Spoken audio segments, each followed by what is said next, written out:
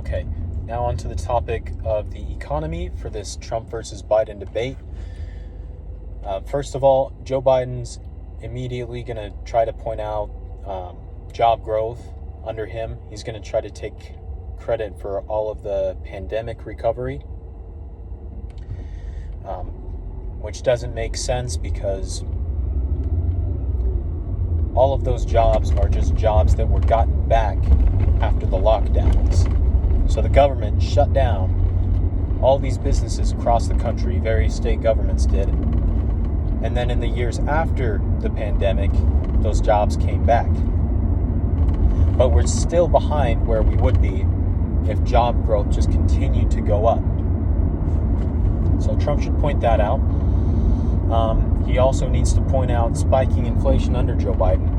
Joe Biden recently has tried to claim that inflation was at 9% when he came in. That's not even close.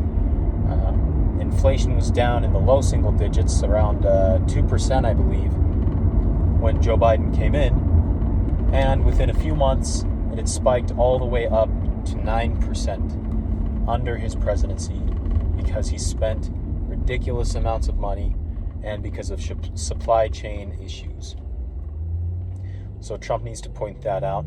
He should also bring up that Joe Biden canceled the Keystone XL pipeline on the first day of his presidency, which affects things like gas prices and jobs. And lastly, Trump needs to point out, if Biden talks about economic growth during his presidency, that the 2017 tax cuts that Trump implemented are still in place.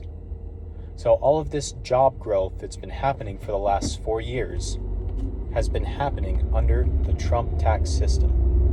So he needs to bring all of those things up if he wants to win this debate.